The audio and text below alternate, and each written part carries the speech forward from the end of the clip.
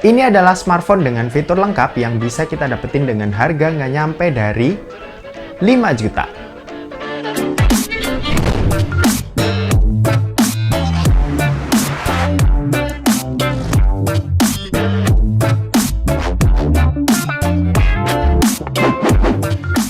So halo guys, balik lagi sama Kulas Sore. Oke, sebelum lanjut ke videonya, buat kalian yang doyan dengan konten-konten berbau teknologi atau gadget, kalian bisa pertimbangkan buat subscribe channel ini dan jangan lupa buat aktifin lonceng notifikasinya supaya kalian nggak ketinggalan berita-berita update dari Kuliah Sore. Oke, ini adalah Samsung Galaxy A52 atau A52. Sebuah mid-range E-series terbaru dari Samsung yang baru aja rilis nih beberapa hari kemarin.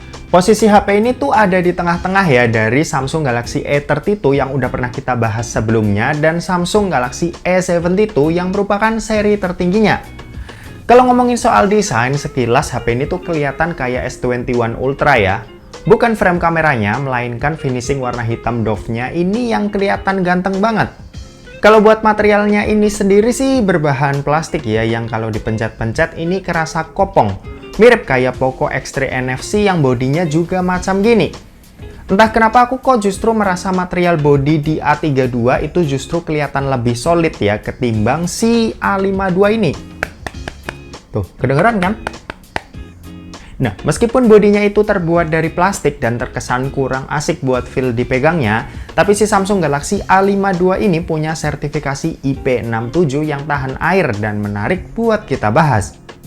Apalagi Samsung tuh cukup pamerin fiturnya yang satu ini ya, dan mereka tuh kemarin sempat kirimin jas hujan ke para reviewer sebelum launchingnya si Samsung Galaxy A52 ini.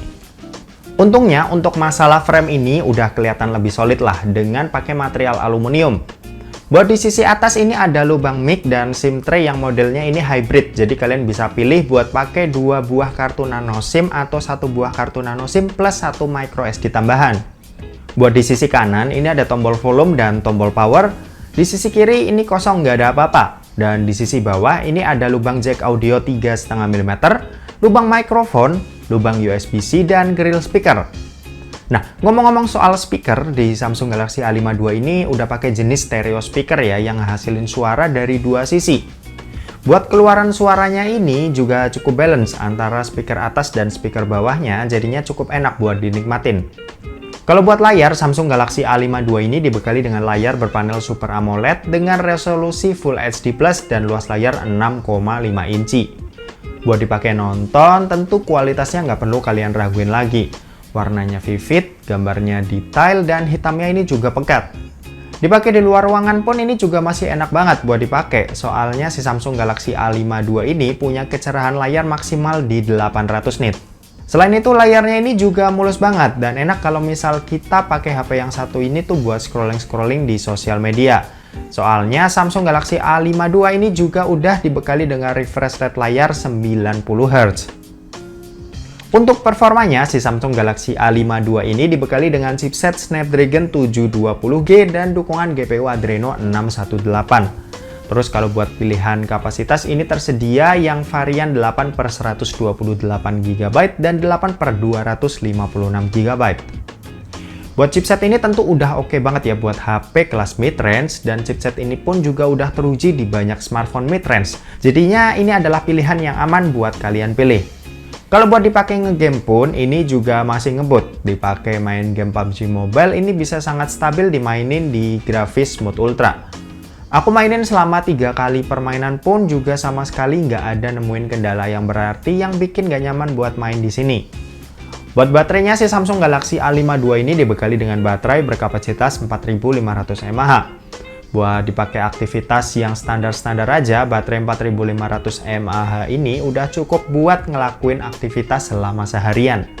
Cuma kalau digeber buat kerjaan yang berat tentunya dalam sehari kalian bisa ngecas setidaknya 2 kali dalam sehari. Buat kecepatan ngecasnya ini sendiri itu juga udah cepet banget ya dengan dukungan adaptive fast charging 25 watt milik Samsung yang bisa mengisi daya smartphone ini tuh dalam waktu 1,5 jam aja sampai penuh. Kalau buat kameranya, si Samsung Galaxy A52 ini dibekali dengan kamera beresolusi 64 megapiksel pada kamera utama, 12 megapiksel pada kamera ultrawide, 5 megapiksel pada kamera makro, dan 5 megapiksel pada kamera deep sensornya. Sementara kalau buat kamera di bagian depannya, ini punya kamera beresolusi 32 megapiksel yang berada di dalam tompel di tengah atas layar gini. Buat hasilnya ini bagus, aku suka sama kebanyakan hasil tiap jepretannya, dimana punya gambar yang tajam, dynamic range-nya cukup luas antara highlight dan shadow-nya. Terus saturasinya ini juga terjaga, dan hasil pengolahan gambarnya ini membuat hasil jepretan banyak yang kelihatan bagus.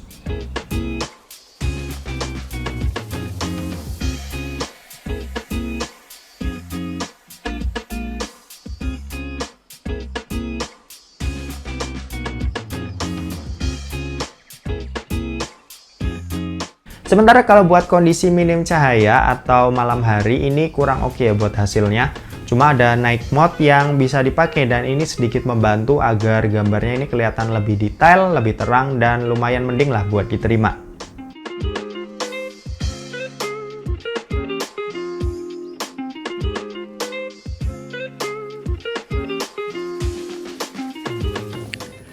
Oke, ini buat perekaman video kamera belakang dari Samsung Galaxy A5 II, direkam pakai resolusi 1080p 30 fps. Dan ini lensanya bisa kita ubah-ubah ya. Nah, ini dia ultrawide-nya. Kita ajak lari. Oke, ini udah ke lensa utamanya. Kita coba buat fokusnya. Set. Set. Oke, set. Oke, lumayan. Dan ini yang kamera utama, kita coba ajak lari ya.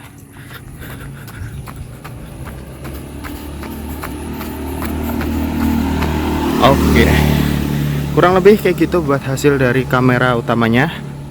Dan kamera ultrawide-nya kalau nggak pakai ultra steady, kita pindah ke ultra steady-nya dulu. Yuk. Oke, ini buat perekaman video kamera belakangnya yang pakai ultra steady, pakai resolusi 1080p 30 fps. Kurang lebih seperti ini buat hasilnya. Dan kita buat ajak lari.